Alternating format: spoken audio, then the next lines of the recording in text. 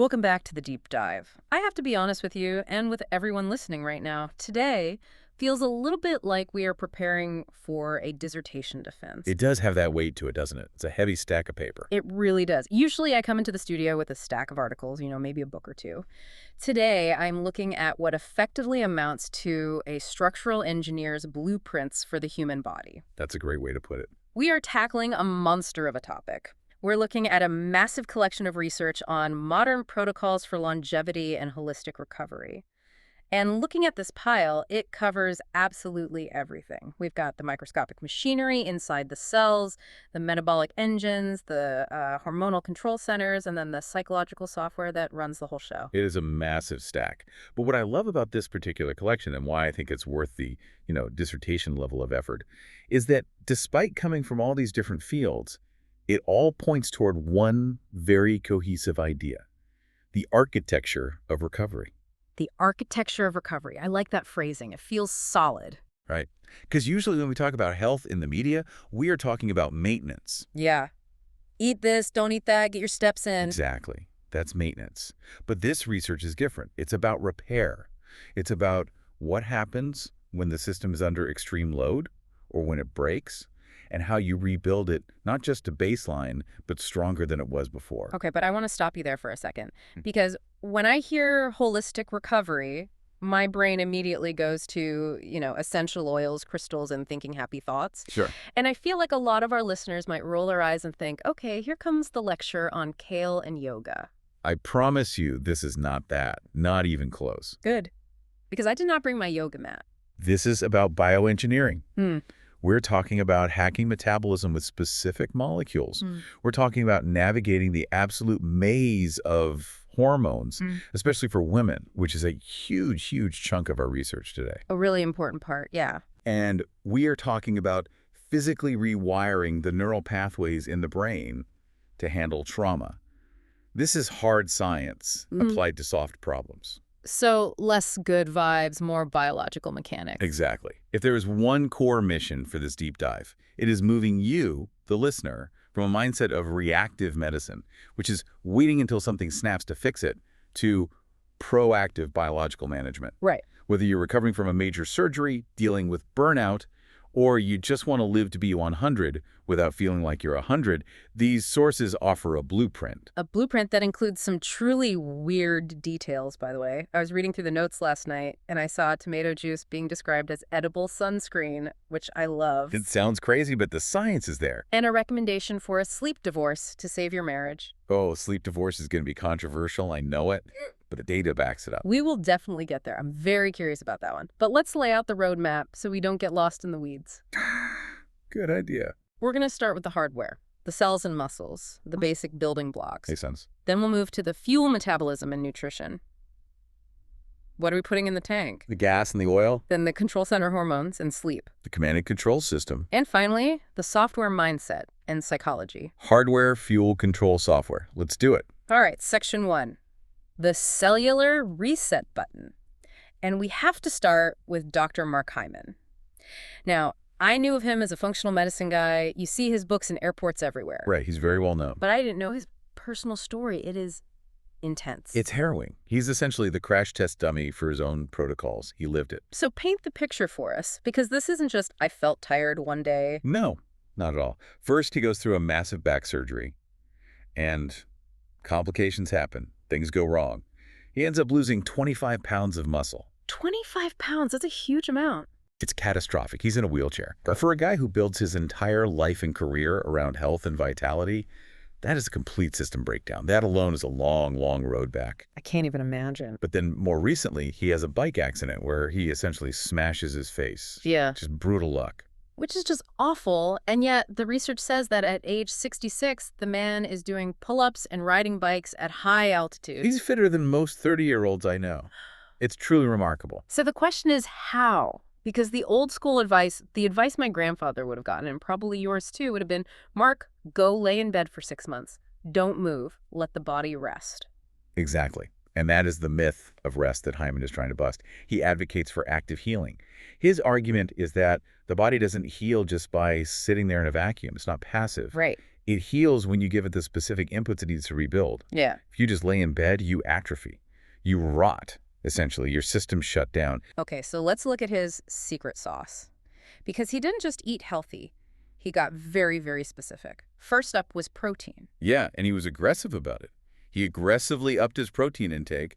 We're talking by 20 to 30% above his baseline, which is already high. And he didn't just eat more steak. No, he was very specific about the source. Goat whey with creatine. Okay, so why goat whey? Why not just regular whey from a cow? I see big tubs of cow whey at the grocery store all the time. That's a great question, and it gets to the heart of functional medicine. It comes down to digestibility and potential inflammation. Cow dairy, for many people, contains a protein called A1 casein. A1. Right. And for a significant portion of the population, that A1 casein can be inflammatory and really tough on the gut. It can cause bloating, discomfort, all sorts of issues. I've definitely heard people say they can't handle milk, but cheese is okay. Is that related? It can be. Now, goat whey, on the other hand, contains A2 casein. The structure of A2 is much closer to human milk, and so it's often far easier on the system. When you're trying to heal from massive trauma, the last thing you want is to put your gut under more stress. So you want the most easily absorbable building blocks you can find. Precisely. But the real kicker here is the creatine he added. I usually think of creatine as something gym bros take to get swole. You know, water retention and big biceps. That's the stereotype, for sure. And it does help with muscle growth. But biologically, creatine is a battery charger for your cells. A battery charger. Yeah. It helps your body recycle ATP adenosine triphosphate. That's the fundamental energy currency of every single cell. If you are trying to rebuild 25 pounds of lost muscle, your cells need a massive, almost unthinkable amount of energy to run that construction project. You can't just wish the muscle back. You can't. You have to fuel the workers. The creatine provides the power, and the whey provides the amino acid bricks to build the wall. That makes perfect sense. But then there's the taking out the trash part. He talks about enzymatic therapy. Proteolytic enzymes. Can you break that down? Because that sounds like something from a chemistry lab. It is chemistry, but it's happening inside your body. Think of an injury site, like a construction zone after an earthquake. There is debris everywhere, damaged tissue, clotted blood, metabolic waste. It's a mess. Okay, that visual works. I'm picturing rubble everywhere. Right. Before you can build a new building, you have to clear all that rubble. You have to clean the site. Right. Proteolytic enzymes are the demolition crew. Proteo means protein. Undylic means to break down. These enzymes, when you take them on an empty stomach, don't just digest your food. They go into your bloodstream, and they chemically chew up that damaged tissue and debris. So they're like little Pac-Men eating up the garbage. It's a perfect analogy. They clean up the site so the body can flush all that waste out via the lymphatic system. So instead of just letting that debris sit there and cause more inflammation, you're accelerating the cleanup process. Precisely. You're clearing the site so the builders, the stem cells, the growth factors, can actually get in and do their work. And that brings us to the most critical nuance in Hyman's protocol, the role of inflammation. Right, because usually we hear inflammation is the enemy. I tweak my knee playing soccer. The first thing I do is I want to ice it, pop an ibuprofen, and make the swelling go away immediately. And Hyman argues that is a mistake, at least in the acute initial phase. Really? Why? You have to understand what inflammation is. Early, acute inflammation is a recruitment signal.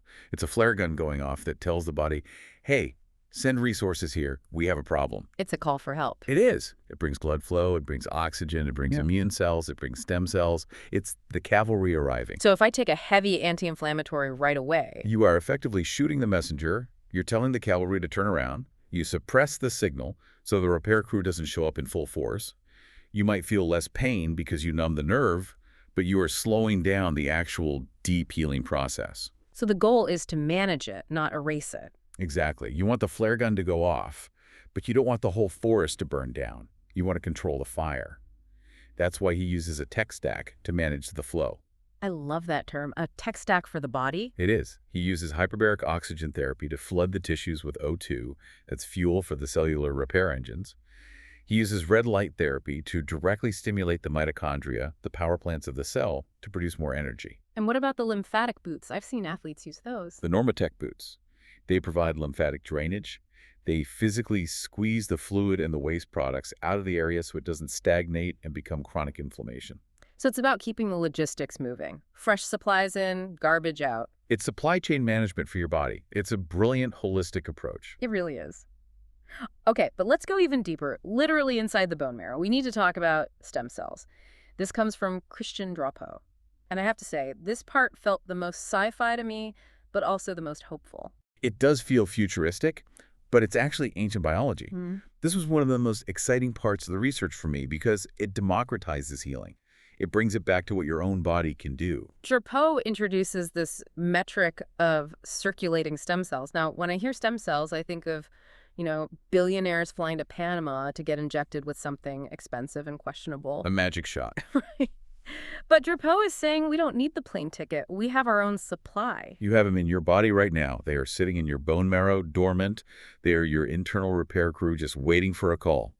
And Drapeau argues that the number of stem cells you have circulating in your blood, actually moving around the body's highways, is a primary marker for your future health.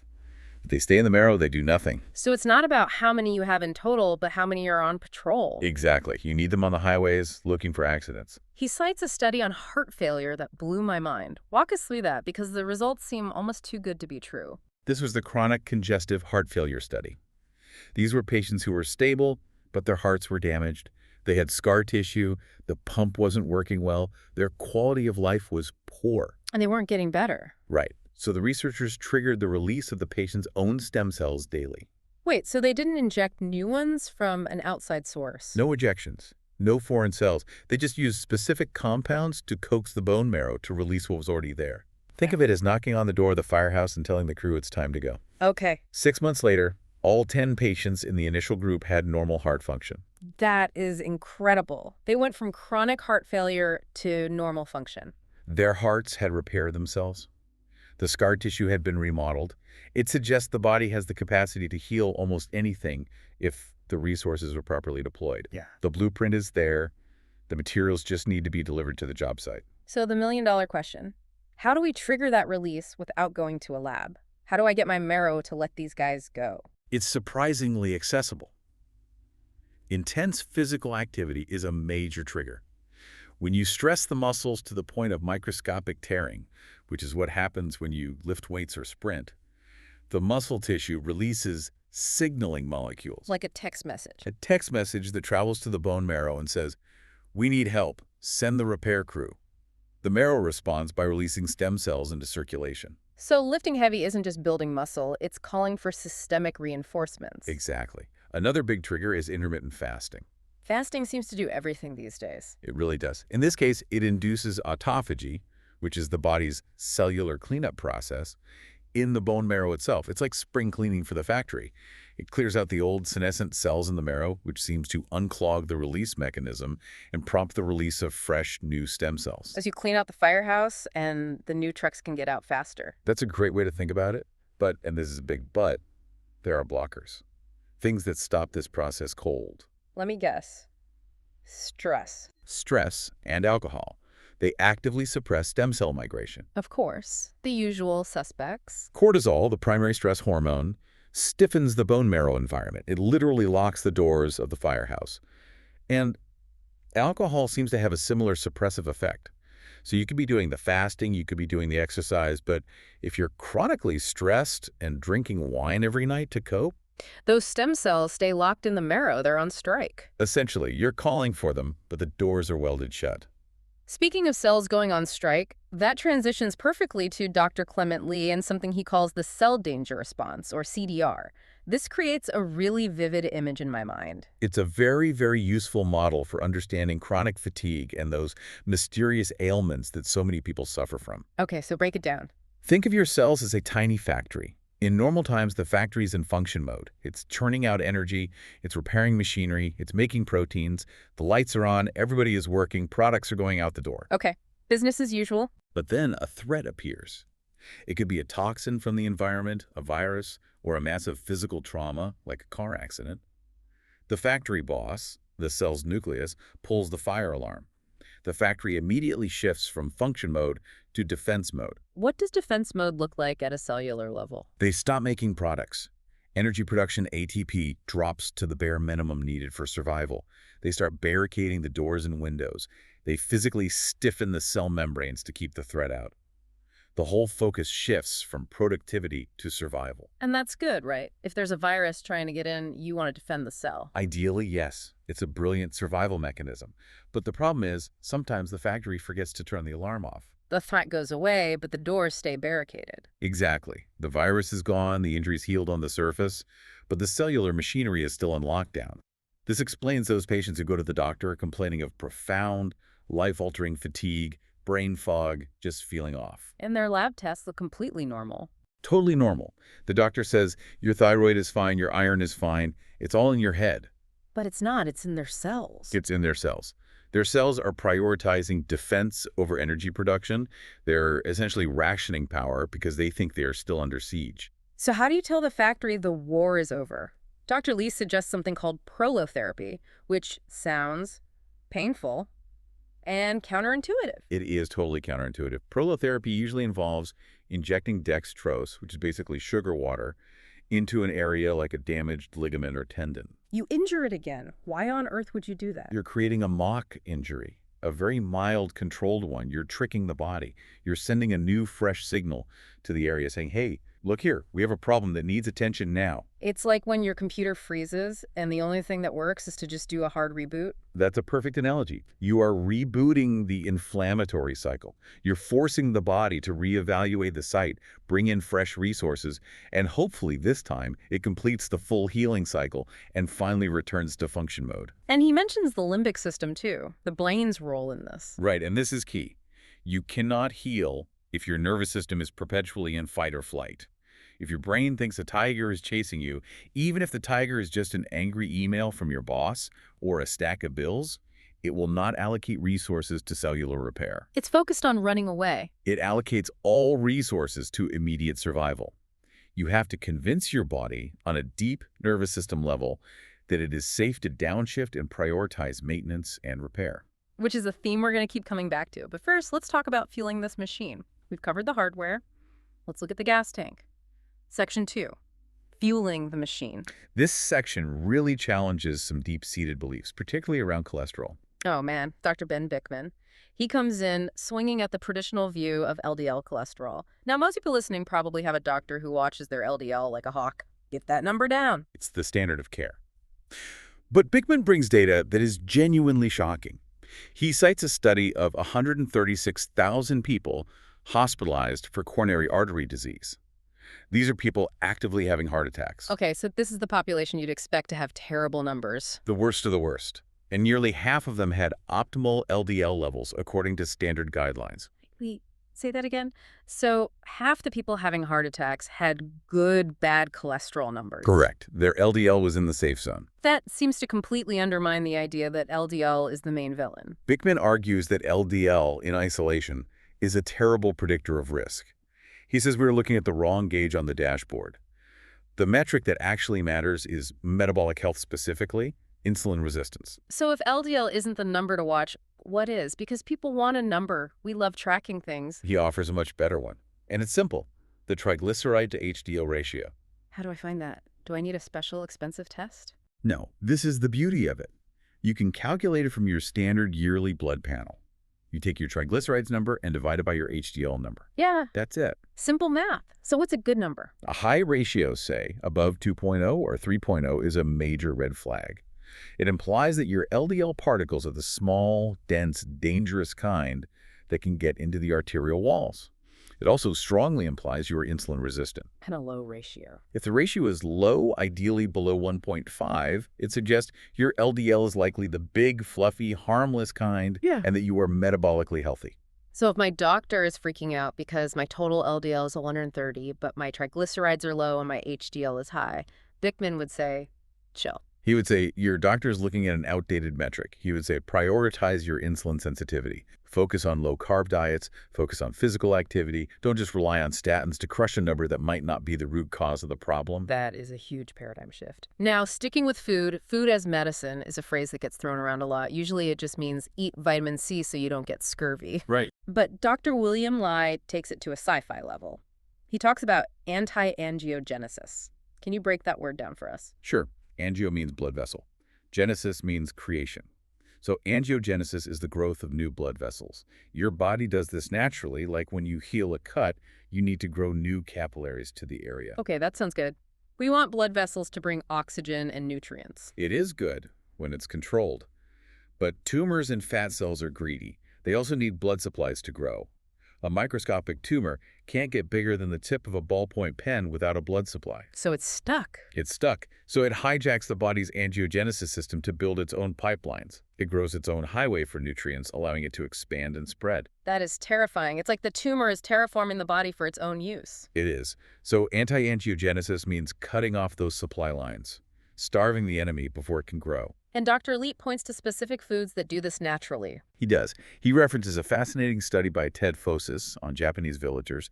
They found high levels of a compound called genistein in their urine, and genistein comes from soy. Soy, which has a really controversial reputation. It does. But in this context, they found that the genistein in their diet was inhibiting the blood vessel growth that tumors and also fat cells rely on.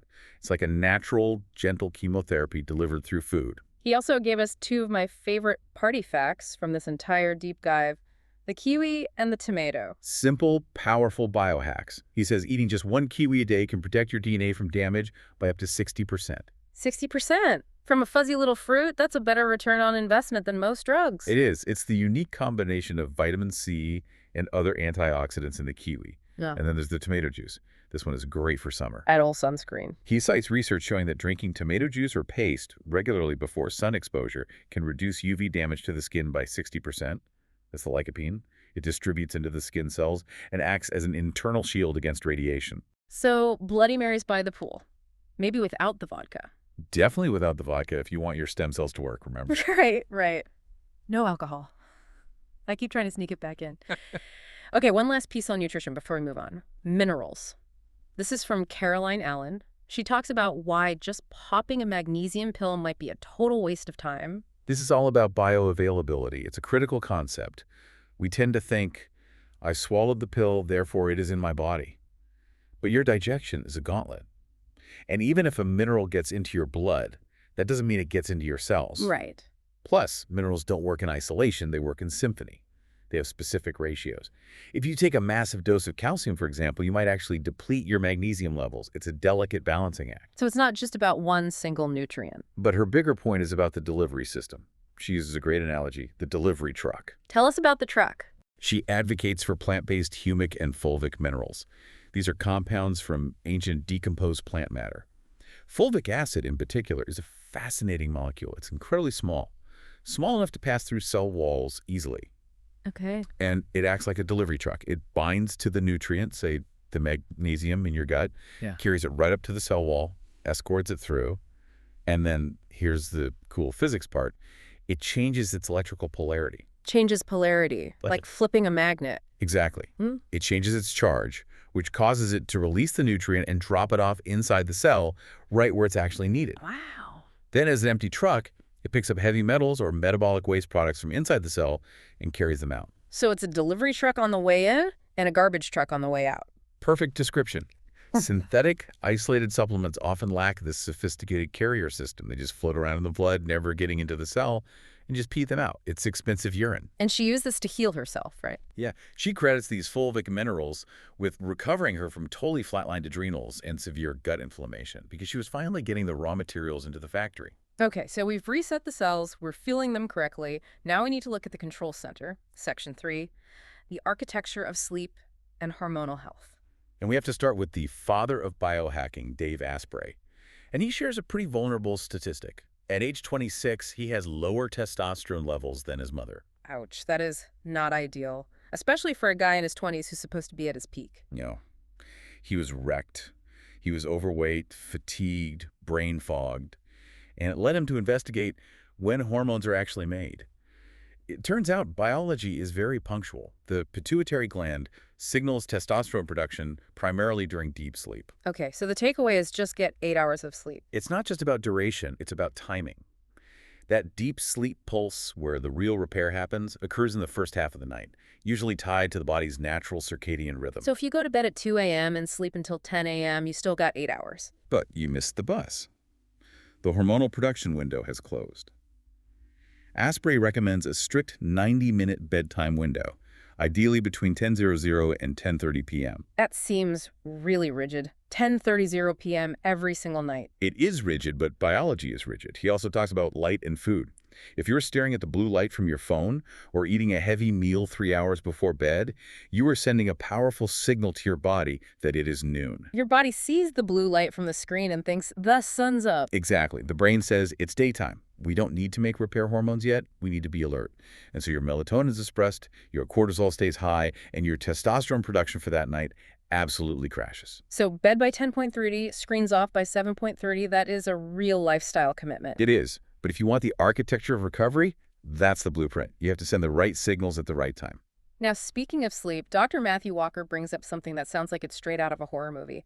REM sleep behavior disorder. What is this? This is serious, serious stuff. Usually when you enter REM sleep, that's dream sleep, your brainstem releases a chemical to paralyze your major voluntary muscles. It's a biological safety lock. Right, so if I dream I'm fighting a dragon, my arms don't actually start swinging in bed. Exactly. It's an incredible evolutionary feature that keeps you and your partner safe. But in REM sleep behavior disorder, that paralysis mechanism fails. The lock is broken. So you're physically acting out whatever you're dreaming. Punching, kicking, running, jumping out of bed. Walker notes that over 90% of these patients end up injuring themselves or their partners. We're talking broken hands from punching a wall, concussions from falling out of bed. It's incredibly dangerous. And aside from the immediate danger of punching your nightstand, he says this is a canary in the coal mine. It is. It's a powerful neurological warning sign. It can be an early predictor of neurodegenerative diseases, specifically Parkinson's disease or Lewy body dementia. An early predictor by how much? We're talking years or even decades before other symptoms like tremors show up. So if you or your partner are thrashing around and acting out dreams, it's not just a funny quirk. It's not funny at all. The advice is to immediately make the sleep environment safe pad, the corners of furniture, maybe put the mattress on the floor for a while, but more importantly, see a neurologist and seek out biomarker testing. Coming it that early could dramatically change how you manage your future brain health. That is a heavy warning, but a really important one. Now, I want to spend some real time on this next part. We have a massive section here dedicated to women's health. And looking at these sources, Dr. Lauren Colenso-Semple, Dr. Maria Sophocles, Dr. Lindsay Berkson, Dr. Jane Morgan, Dr. Marisa Snyder, it feels like there is a corrective movement happening. Absolutely. For decades, medical research was done primarily on men, and the advice for women was often just do what the men do, but lighter. Or it was completely dismissive of the profound hormonal reality of things like perimenopause and menopause. Let's start with fitness. Dr. Lauren Colenso-Semple, she is just busting the pink dumbbell myth wide open. Oh, you know the ones? The little 2-pound weights? Yeah. There is a very popular trend right now on social media about cycle-synced training. The idea that you have to change your workout every week based on where you are in your menstrual cycle. It's your luteal phase, so only do gentle yoga, that kind of thing. And she says that's nonsense. She says, don't overcomplicate it. The evidence for it being superior is very weak. The fundamental biology of muscle protein synthesis, the mechanism of how muscles actually grow, is the same in men and women. The muscle doesn't know what gender it is. It just knows tension. So lift heavy. Lift heavy. Her prescription is simple and effective. Resistance training 2-3 times a week in the 6 to 12 rep range, close to failure. That's the key phrase. If you can do 50 reps while reading a magazine, you aren't sending a strong enough signal to your body to build bone density or muscle. And for women, especially as they age and go into perimenopause, bone density is everything. It's the difference between breaking a hip at 70 or not. Yeah. It's about maintaining your independence. Yeah. She also touches on creatine again. Yes, from Hyman's protocol. She emphasizes that creatine monohydrate is safe and incredibly effective for women. It doesn't make you bulky, that's a myth. It just hydrates the muscle and helps with energy production. But she has a specific warning. Avoid the gummy versions of creatine. Why? Everyone loves gummies. They seem so convenient. They often fail third-party lab testing for dosage. The manufacturing process is tricky. You might think you're getting 5 grams and you're actually getting 1. Plus, they're loaded with sugar, which isn't helping your metabolic health. Stick to the unflavored powder. Good to know. Now let's talk about the bedroom gap. Dr. Maria Sophocles and Dr. Lindsay Berkson, they discuss a hormone I don't hear mentioned often in this context, oxytocin. The love hormone, or the cuddle hormone. We usually hear about it with social bonding or breastfeeding, but it's crucial for tissue health, elasticity, and libido. Dr. Berkson points out that oxytocin is one of the most vulnerable hormones to environmental toxins. Like what? Plastics, phthalates, the chemicals in everyday products, they crush oxytocin levels. And of course, it naturally declines during menopause too. And low oxytocin leads to what? Thinning vaginal tissues, dryness, pain, and a loss of libido. Dr. Berkson has an incredible backstory herself. She's a DES daughter. I read about this. DES was a synthetic estrogen given to pregnant women back in the 50s and 60s, right? Yes, they thought it would prevent miscarriage. It turned out to be a toxicological disaster. It caused massive reproductive health issues and cancers for the children born from those pregnancies. Berkson was exposed in utero. So she should have had a lot of problems. By all accounts, she should have had a myriad of health failures.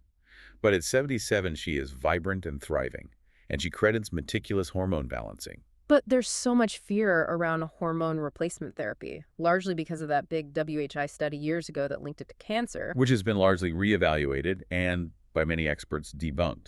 The data was misinterpreted, and the hormones used were not bioidentical. These doctors are advocating for localized solutions, like vaginal estrogen and DHEA. So it's not systemic. Exactly. It can improve tissue quality, lubrication, and libido right at the source, without the systemic risks that people fear. It's about quality of life.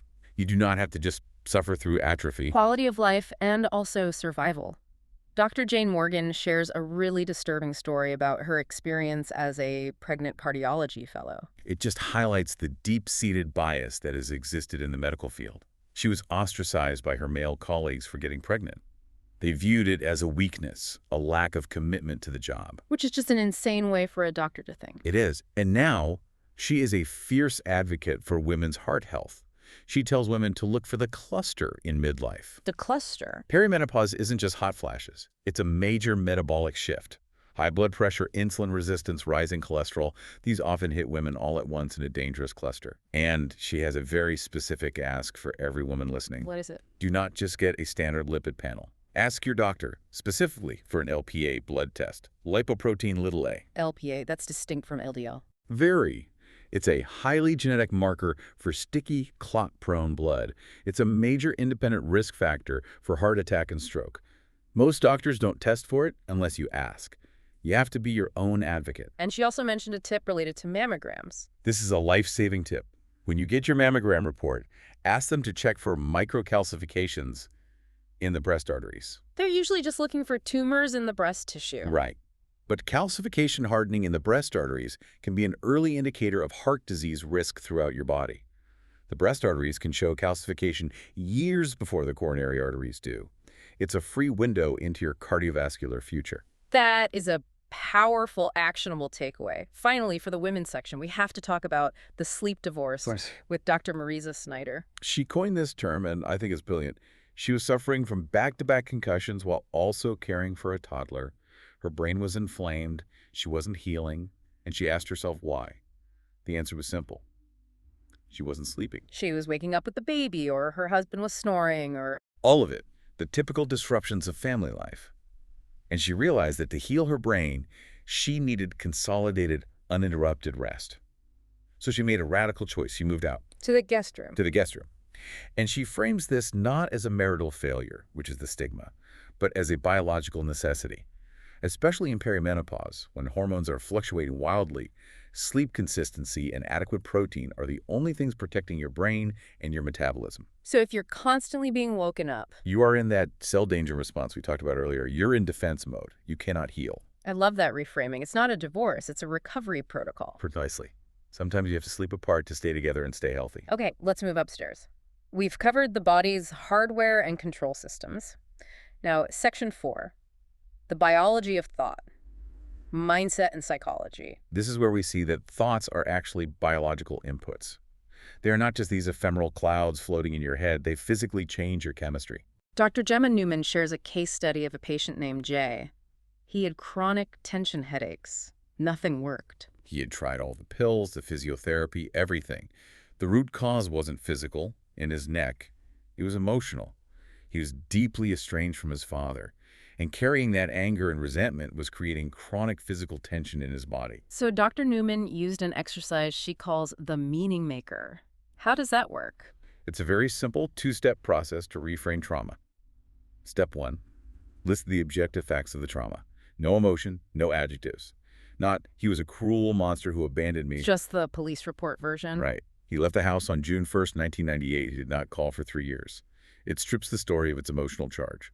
Step 2, and this is the hard part, list what you're grateful for having learned from that experience. That sounds almost impossible. If someone hurt you deeply, finding gratitude seems like a bridge too far. It's incredibly difficult. But for Jay, doing this reframing allowed him to see that his fierce independence and self-reliance, which he was proud of, came directly from that abandonment.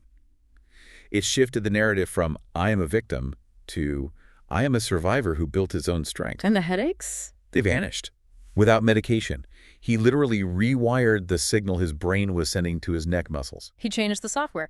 And speaking of rewiring, we have to talk about Michael Pollan and psychedelics. He uses the best metaphor I've ever heard for this, snow sledding. I loved this image. It makes so much sense. So break it down. Imagine your mind is a freshly powdered snowy hill. Hmm.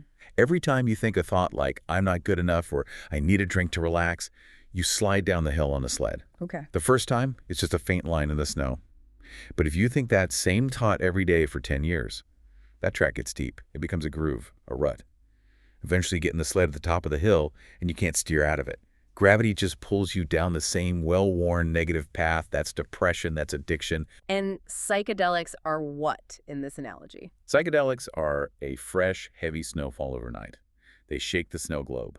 For a few hours, all the grooves and ruts are filled in. The landscape is level again. You can take the sled anywhere. You can carve a brand new path. Pollan shares his own experience. He took psilocybin intending to grieve his deceased father. He had a script in his head.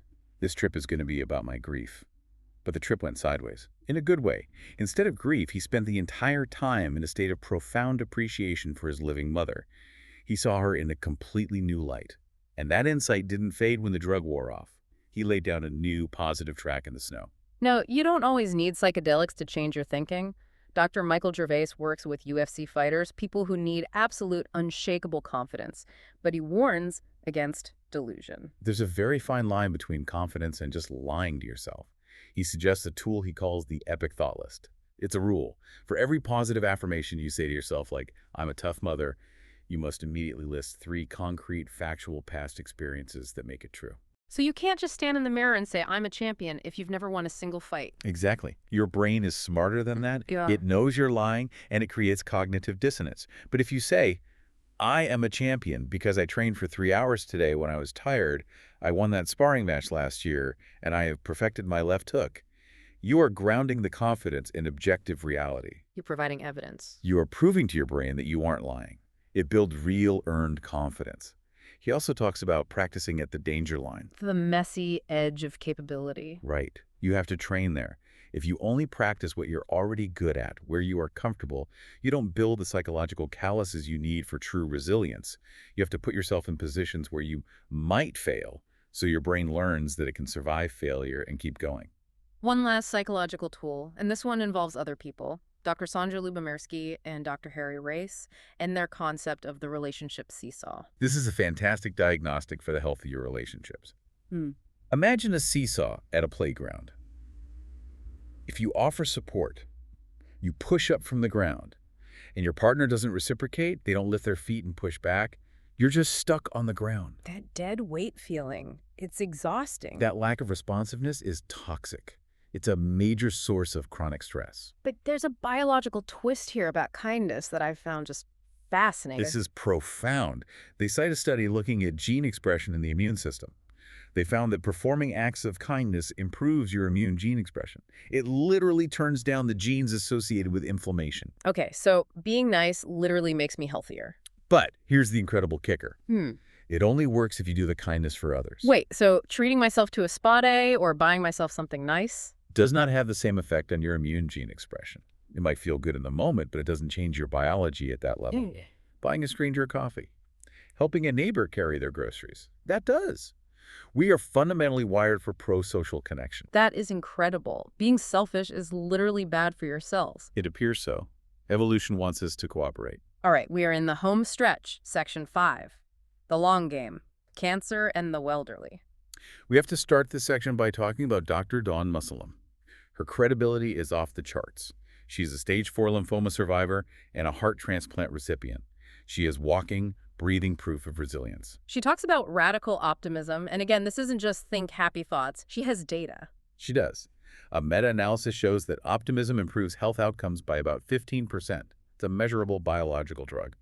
But she pairs that optimism with rigorous nutrition.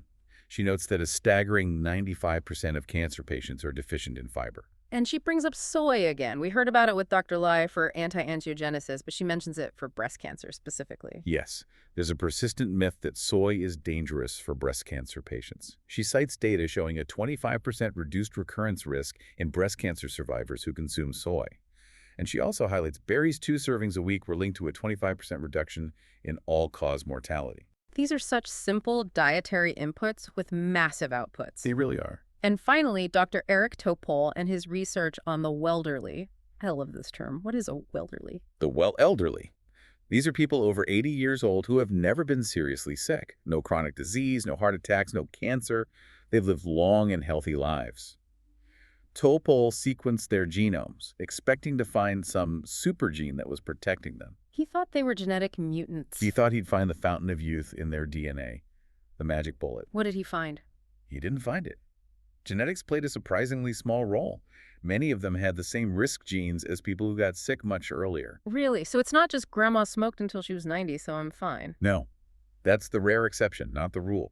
The common threads he found were 2 things: a remarkably robust immune system and a consistently upbeat, resilient, forward-looking personality. It all comes back to the mindset and the immune system. It does. Topol's big takeaway is that we need to stop banking on good genes and focus on building health span through our lifestyle. Things like posture, balance, and actively removing toxins like plastics from our environment. You are in control of the vehicle, regardless of the chassis you were born with. So let's try to land this massive plane. We have covered a lot of ground today. We fixed the cell with Hyman and Drapeau. We fueled the machine with Bikman and Lay. We respected the hormones with Asprey and the incredible women's health experts. And we rewired the mind with Pollen and Gervais. If I had to synthesize this whole huge stack of research into one single word, it would be signaling. Explain that. Everything we discussed today is a signal. Light is a signal for sleep. Food is a signal for angiogenesis. Stress is a signal for the cell danger response. Thoughts are signals for your immune system. Your body is always listening. It is never not listening to the inputs you give it. That is both a terrifying and an incredibly empowering idea. It is empowering because it means you can change the signal. You aren't a victim of your biology. You are the conductor of the orchestra. And that leads us perfectly to our final provocative thought. I want to go back to Dr. Clement Lee's cell danger response. It's the fundamental question, isn't it? It is. If your cells can get stuck in defense mode, prioritizing survival and stopping energy production, and if your relationships can get stuck on the ground of that seesaw, it makes you ask a bigger question. Are you living your life prioritizing survival over thriving? That's the challenge for you listening right now. What is one signal you can change today? Just one. Is it eating a kiwi? Is it turning off your phone and going to bed at 10:00 p.m. tonight? Is it finally writing that letter to forgive someone to stop the headaches? One thing can you do to tell your body that it is safe to heal? Because once it gets that message, the architecture of recovery takes over. And the construction crew finally gets to work. Thanks for taking the deep dive with us. We'll see you next time.